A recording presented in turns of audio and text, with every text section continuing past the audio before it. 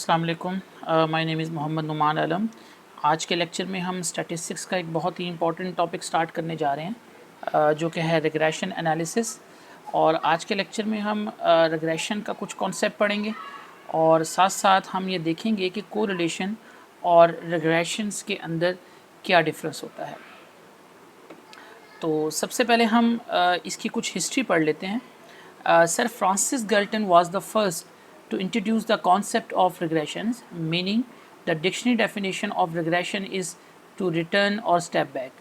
Galton observed that all fathers tend to have tall sons and short fathers tend to have short sons. अच्छा, सबसे पहले हम कुछ इसकी हिस्ट्री देखते हैं कि सबसे पहले जो सर फ्रांसिस गाल्टन एक साइंटिस्ट था, उसने रिग्रेशन का आइडिया दिया था। तो हम ये कह सकते हैं कि जो फ्रांसिस था ये इस रिग्रेशन का मौजिद था जिन्होंने फर्स्ट टाइम इसका कॉन्सेप्ट दिया। तो रिग्रेशन जो टॉपिक है, इसका जो मीनिंग है रिग्रेशन का, वो मतलब होता है रुजू करना, टू स्टेप बैक होना, टू रिटर्न बैक होना। यानी रिग्रेशन का मीनिंग ये होता है, जैसे यहाँ पर मेंशन है टू रिटर्न और स्टेप बैक। अच्छा, अब यहाँ पर गाल्टन ने क्या फ़िलासफ़ी पेश की। उसने ये कहा था कि जो टॉल फादर्स होते हैं, यानी जिनके कद लंबे होते हैं, जिन वालदैन के जो उनके बच्चे जो होते हैं उनके कद भी लंबे होते हैं। इसी तरह शॉर्ट फादर्स जो हैं, यानी जिनके बाप का कद छोटा होता है, उनके बच्चों का कद भी छोटा होता है। तो ये फ़िलासफ़ी थी रिग्रेशंस के बैक के ऊपर, यानी आइडिया बिहाइंड द रिग्रेशंस वो ये था आपके पास। अब यहाँ पर क्या इंपॉर्टेंस है कोरिलेशन की रिग्रेशन के अंदर। So number one is correlation is the fundamental to regression. It is the essence और soul of regression. यानी हम ये कह सकते हैं जो correlation है वो regression की रूह है। अगर correlation नहीं होगा तो regression भी exist नहीं करेगा। तो पहली importance जो आपने याद रखनी है वो ये है कि regression के लिए correlation का होना बहुत ज़रूरी है। Number two, without correlation, regression analysis is not possible.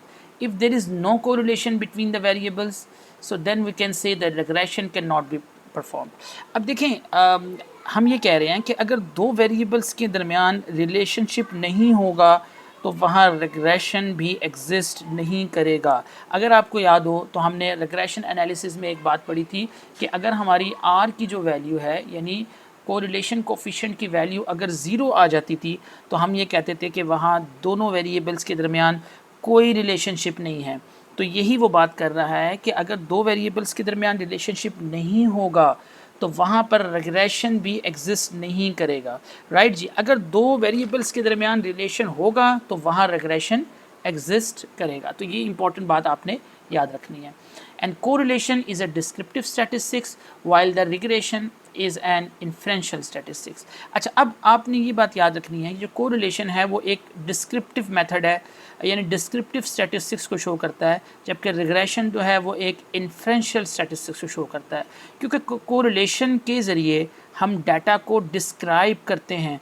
यानी कैसे डिस्क्राइब करते हैं कि हम वेरिएबल के दरमियान रिलेशनशिप बताते हैं कि वो पॉजिटिवली कोरिलेशन है, नेगेटिव कोरिलेशन है, नेगेटिव वीक कोरिलेशन है, या पॉजिटिव वीक कोरिलेशन है, और इसी को बेस बनाकर हम रिग्रेशन को यूज़ करते हैं और इसके लिए हम इन्फ्रेंसेस बनाते हैं, यानी प्रिडिक्शन करते हैं, फोरकास्टिंग करते हैं फ्यूचर के लिए। राइट जी, तो ये तीन बड़ी इंपॉर्टेंट जो इम्पोर्टेंस है कोरिलेशन की रिग्रेशंस के अंदर वो आपने याद रखनी है। सबसे इम्पॉर्टेंट बात ये है कि अगर कोरिलेशन नहीं होगा तो इसकी वजह से रिग्रेशन भी एग्जिस्ट नहीं करेगा।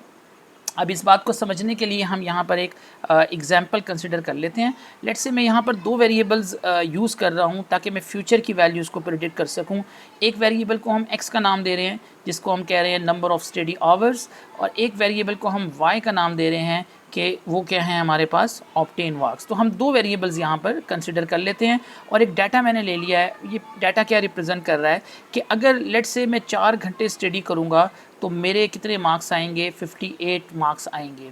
अगर मैं 6 घंटे स्टडी करूँगा तो मेरे 69 मार्क्स आएंगे। अगर मैं 8 घंटे स्टडी करूँगा तो लेट्स से मेरे मार्क्स कितने आएंगे, 80 आएंगे। अगर आप इन वैल्यूज़ को देखें तो इससे हमें ये पता चल रहा है कि x और y में कोई ना कोई रिलेशनशिप मौजूद है, यानी इनके अंदर को रिलेशन मौजूद है। क्योंकि x देखें हमारा क्या रिप्रेजेंट कर रहा था, नंबर ऑफ़ आवर्स को, और y हमारा क्या रिप्रेजेंट कर रहा है, मार्क्स को। तो इसका मतलब है हम कह सकते हैं कि x और y में कोई ना कोई रिलेशन है, यानी नंबर ऑफ़ स्टडी आवर्स और ऑब्टेन मार्क्स में कोई ना कोई रिलेशन है। और ये रिलेशन हम कैसे देख सकते हैं कि जैसे जैसे हम आवर स्टडी के बढ़ाते जा रहे हैं हमारे मार्क्स भी क्या होते जा रहे हैं, बढ़ते जा रहे हैं। तो इसका मतलब है कि इनके दरमियान कोई ना कोई रिलेशनशिप होगा, यानी इनके दरमियान कोई ना कोई कोरिलेशन एग्जिस्ट कर रहा है।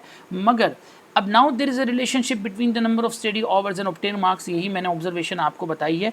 अब एक क्वेश्चन हम यहाँ पर रखते हैं, to predict marks for 10 hours of study.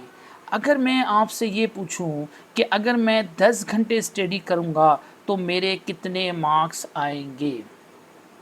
अब यहाँ पर हमारा कोरिलेशन काम नहीं करेगा, क्योंकि कोरिलेशन हमें सिर्फ क्या बताता है, कोरिलेशन हमें दो वेरिएबल्स के दरमियान का रिलेशनशिप बताता है। अगर आपको याद हो तो हमने लास्ट में भी डिस्कस किया था, जो कोरिलेशन कोफिशिएंट होता है, एक तो वो हमें क्या बताता है जी, डायरेक्शन बताता है, यानी ये बताता है कि वो पॉजिटिवली कोरिलेशन है या नेगेटिवली कोरिलेशन है। दूसरी चीज़ हमें वो क्या बताता है उसकी, वो हमें स्ट्रेंथ के बारे में बताता है।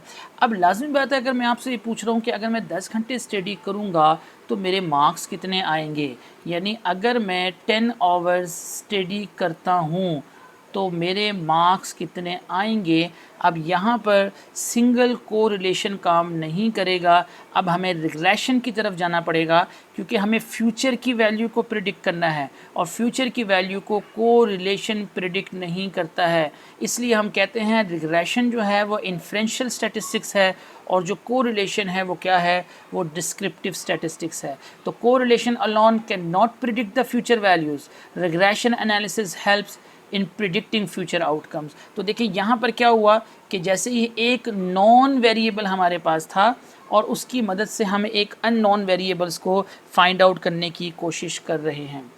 ओके जी, तो अब यहाँ पर हम रिग्रेशंस की डेफिनेशन को समझते हैं कि वो क्या है। On the basis of previous observation, तो हम ये कहते हैं कि regression is the relationship between an independent variables and dependent variables. यानी जब भी आपने इंडिपेंडेंट और डिपेंडेंट वेरिएबल्स का रिलेशनशिप देखना होगा तो उसके लिए हम रिग्रेशन का कॉन्सेप्ट यूज़ करेंगे by using the non values of independent variable.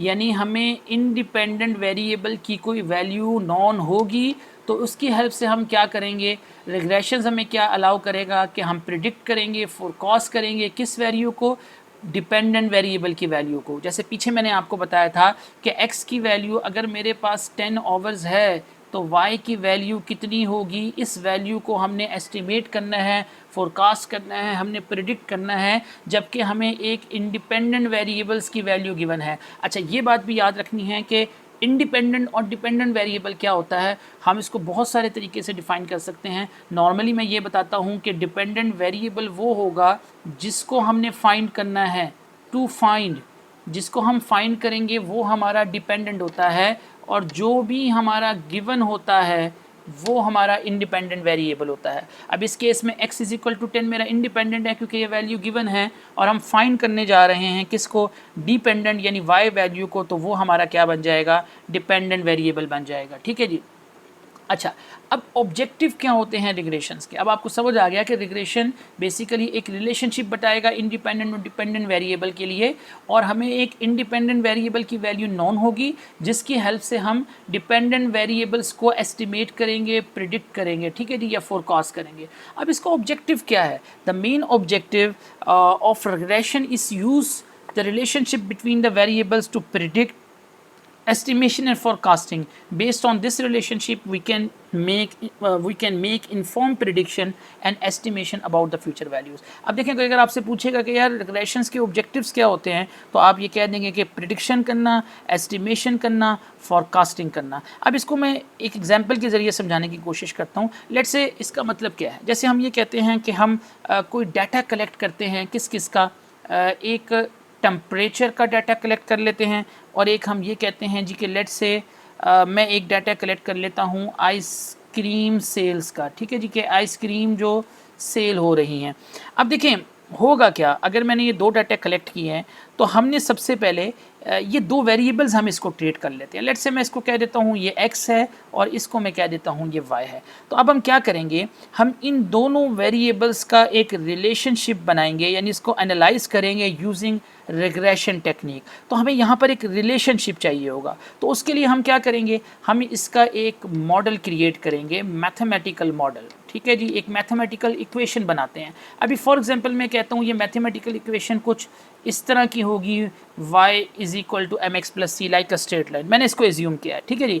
अब होता क्या है, इस मॉडल की हेल्प से, यूज़ दिस मॉडल, हम क्या करते हैं, हम प्रिडिक्शन करते हैं, एस्टिमेशन करते हैं फ्यूचर की वैल्यूज़ के लिए। जैसे देखें ये हमारे पास इंडिपेंडेंट वेरिएबल है, इसकी वैल्यू लेट से हमें पता है x = 10। तो जब मैं इस मॉडल इक्वेशन में इसको सब्स्टिट्यूट करूंगा तो मेरे पास किसका आंसर मिलेगा, मुझे डिपेंडेंट वेरिएबल का आंसर मिल जाएगा, जो मैंने इसको एस्टिमेट करना है, फोरकास्ट करना है, ठीक है। इसको आप यूँ समझें कि लेट्स से एक कंपनी जो है वो रिग्रेशन एनालिसिस का मेथड यूज़ करके एक रिलेशनशिप देखना चाह रही है टेम्परेचर और आइसक्रीम सेल्स के दरमियान। अच्छा, उनको ये पता चलता है जी कि जब 1 डिग्री टेम्परेचर जो है वो इंक्रीज़ होता है तो उसकी वजह से जो आइसक्रीम की सेल्स है वो 2% जो है वो इंक्रीज़ हो जाती है, ठीक है जी। अगर 1 डिग्री टेम्परेचर इंक्रीज़ हुआ तो उन्होंने ऑब्ज़र्व किया कि जो आइसक्रीम की सेल है वो 2% जो है वो इंक्रीज़ हो रही है। लेट्स से जिस डे के अंदर उन्होंने इसको ऑब्ज़र्व किया उस वक्त जो टेम्परेचर चल रहा था, लेट्स से हम ये कहते हैं वो 23 डिग्री सेंटीग्रेड चल रहा था। अब उन्होंने ये ऑब्ज़र्व किया जो नेक्स्ट आने वाला डे है, यानी जो टुमारो है, उस पर जो हमारा टेम्परेचर होना है वो 25 डिग्री सेंटीग्रेड होना है। तो अब वो प्रिडिक्ट करेंगे कि अगर इसका 25 डिग्री सेंटीग्रेड टेम्परेचर होना है तो आइसक्रीम की सेल्स कितनी हो जाएगी, इंक्रीज़ होकर 4% हो जाएगी, क्योंकि 1 डिग्री के इंक्रीज़ होने पर 2% आइसक्रीम की सेल हो रही है। अब लेट्स से अगर आने वाले दिन में 25 डिग्री टेम्परेचर होना है तो उन लोगों ने इसको एस्टिमेट कर लिया, प्रिडिक्ट कर लिया कि आइसक्रीम की जो सेल है वो कितनी हो जाएगी, 4% हो जाएगी। तो ये इन्फॉर्मेशन क्या करती है, हेल्प करती है कंपनी को कि वो प्रिपेयर हो सकें अपनी इंक्रीज डिमांड के लिए। तो यही काम रेगुलेशंस में हो रहा है कि हम क्या कर रहे हैं जी, 2 वेरिएबल्स के रिलेशनशिप को यूज़ करेंगे, राइट जी। 2 वेरिएबल्स के रिलेशनशिप को यूज़ करते हुए हम क्या करते हैं, प्रेडिक्शन करते हैं, एस्टिमेशन करते हैं, फोरकास्टिंग करते हैं, यानी फ्यूचर के लिए हम क्या कर रहे होते हैं, एस्टिमेट कर रहे होते हैं, राइट जी। अच्छा, अब सबसे इम्पॉर्टेंट हमारे लिए क्या है कि हम यहाँ पर ये देखेंगे कि difference between correlations and regression, कि रिग्रेशन और कोरिलेशन में क्या डिफरेंस होता है। सो लेफ्ट साइड पर मैं कोरिलेशन के ले लेता हूँ, राइट साइड पर मैं रिग्रेशन के ले लेता हूँ। तो फर्स्ट हम ये कहते हैं, in correlation we study the interdependence between the 2 variables, meaning both variable influence each other. और रिग्रेशन में मैं कहता हूँ we have 1 dependent variable and 1 independent variable. By using the values of the independent variable, we can estimate the value of dependent variable. अच्छा देखें, correlation में हम क्या कह रहे हैं, कोरिलेशन में हम ये कह रहे हैं कि 2 वेरिएबल्स के दरमियान हमेशा इंटरडिपेंडेंस रिलेशनशिप होता है। यानी क्या मतलब है, यानी दोनों वेरिएबल एक दूसरे पर डिपेंड हो रहे होते हैं, इन्फ्लुएंस कर रहे होते हैं। अगर हम 2 वेरिएबल्स के दरमियान रिलेशन निकालते हैं तो इसका मतलब है x जो है वो y पर डिपेंडेंट है और y जो है वो किस पर डिपेंडेंट होगा, वो x पर डिपेंडेंट होगा। यानी कोरिलेशन में जो दोनों वेरिएबल्स हुआ करते थे x और y, वो दोनों एक दूसरे पर डिपेंडेंट हुआ करते थे। मगर रिग्रेशन में ऐसा नहीं होता। रिग्रेशन में हमारे पास एक डिपेंडेंट वेरिएबल होता है और दूसरा क्या होता है, इंडिपेंडेंट वेरिएबल होता है। और अभी हमने डिस्कस किया है कि हमारे पास इंडिपेंडेंट वेरिएबल की वैल्यूज़ नोन होती है, इसकी हेल्प से हम एस्टिमेट करते हैं किसके बारे में, डिपेंडेंट वेरिएबल के बारे में। तो ये इंपॉर्टेंट डिफरेंस आपने याद रखना है कि कोरिलेशन में हम स्टडी करते हैं इंटरडिपेंडेंस को, यानी दोनों एक दूसरे पर डिपेंडेंट हैं। मगर रिग्रेशन में दोनों एक दूसरे पर डिपेंडेंट नहीं होते, एक डिपेंडेंट होता है, एक इंडिपेंडेंट होता है। इंडिपेंडेंट की वैल्यू हमें पता होती है और उसकी हेल्प से हम क्या करते हैं, डिपेंडेंट वेरिएबल्स को हम एस्टिमेट कर रहे होते हैं। Second important thing, in correlation analysis we can not say that the variable is the cause of other the effect. अच्छा, इस बात को ज़रा आप यूँ समझें कि देखिए कोरिलेशन हमें क्या बताता है। कोरिलेशन या तो हमें डायरेक्शन बताएगा या हमें स्ट्रेंथ बताएगा। हमने पहले भी डिस्कस किया है, कोरिलेशन हमें बताता है कि ये पॉजिटिवली इंक्रीज़ हो रहा है, नेगेटिव हो रहा है, या उसकी स्ट्रेंथ बताता है, या आर की वैल्यू जो हमने डिस्कस की थी। कोरिलेशन हमें ये नहीं बता सकता कि कॉज कौन सा है और इफ़ेक्ट कौन सा है, कॉज कौन सा है और इफ़ेक्ट कौन सा है, यानी किस वेरिएबल की वजह से किस में चेंज आ रहा है, क्योंकि यहाँ तो दोनों डिपेंडेंट होते हैं। हमने ये कहा था कि x और y दोनों एक दूसरे के ऊपर डिपेंडेंट हैं, तो हम ये नहीं कह सकते कि किस वेरिएबल की वजह से किस में चेंज आ रहा है, यानी दोनों एक दूसरे पर डिपेंडेंट है। यहाँ हम ये नहीं कह सकते कि कॉज और इफेक्ट है। अब इसकी एग्जांपल लेट्स से ऐसे समझे, मैं एक वेरिएबल यहाँ पे लेता हूँ, मैं ये कहता हूँ एक वेरिएबल में ले रहा हूँ नंबर ऑफ आवर्स, और एक वेरिएबल y मैं यहाँ पे डिफ़ाइन कर लेता हूँ। लेट्स से मैं कह देता हूँ कि ये मेरे पास है जी एग्ज़ाम स्कोर। अच्छा, अब ये बात आप समझें कि अब दोनों के दरमियान कोई ना कोई कोरिलेशन है। कैसे है कि हमें पता है कि कोरिलेशन हमें डायरेक्शन बताएगा और हमें स्ट्रेंथ बताएगा। मैं ये कहता हूँ कि अगर हम ज़्यादा टाइम स्टडी करेंगे, यानी अगर मैं x को इंक्रीज़ करता रहूँ, यानी नंबर ऑफ़ आवर्स यानी जो स्टडी है उसको मैं इंक्रीज़ करता रहूँ, तो इसका क्या इफ़ेक्ट होगा? इसका इफ़ेक्ट ये होगा कि जो एग्ज़ाम है उसमें कैसे स्कोर आएंगे, हाई स्कोर आ जाएंगे। तो देखिए मैंने कोरिलेशन बना दिया, यानी एक क्वांटिटी के इंक्रीज़ होने से दूसरी क्वांटिटी भी क्या हो रही है, इंक्रीज़ हो रही है। तो मैं कह सकता हूँ कि ये एक पॉजिटिव कोरिलेशन है। स्ट्रॉन्ग कोरिलेशन जनरली रिप्रेजेंट कर रहा है, ठीक है, हमें ये डायरेक्शन बता रहा है और स्ट्रेंथ भी बता रहा है। लेट्स से यहाँ पर हमारे पास कोई डाटा मौजूद था, उस डाटा की हेल्प से मैंने कोरिलेशन फाइंड किया और उसका आंसर मेरे पास आ गया। Let's say R is equal to 0.90, और आपको पता है ये 0.90 हमें positive correlation, high positive, strong positive correlation बताता है। तो हमें ये स्ट्रेंथ भी पता चल रही है, ये हमें स्ट्रेंथ भी बता रहा है, ये हमें डायरेक्शन भी बता रहा है। देखिए ये दो चीज़ें हमें बता रहा है, लेकिन हमें ये कॉज एंड इफेक्ट नहीं बता रहा। अब मेरा सवाल आपसे ये है कि हमें ये बता रहा है कि अगर ज़्यादा पढ़ना जो है, क्या वो हमेशा ज़्यादा मार्क्स लेके आएगा? देखिए यहाँ तो ये बात रिप्रेजेंट हो रही है कि अगर नंबर ऑफ़ आवर्स हम ज़्यादा स्टडी करेंगे तो हमारा स्कोर हाई होगा, लेकिन मेरा सवाल ये है क्या हर दफ़ा ऐसा होगा? क्या ज़्यादा पढ़ने की वजह से हमेशा ज़्यादा मार्क्स आ सकते हैं? क्या ज़्यादा पढ़ने की वजह एक सबब बन सकता है एग्ज़ाम में ज़्यादा स्कोर का? नहीं, ज़रूरी नहीं है। देखिए इनमें कोरिलेशन तो है, मगर हर दफ़ा ये बात ज़रूरी नहीं है कि ज़्यादा पढ़ना जो है वो सबब बनता है एग्ज़ाम में ज़्यादा स्कोर लेने का।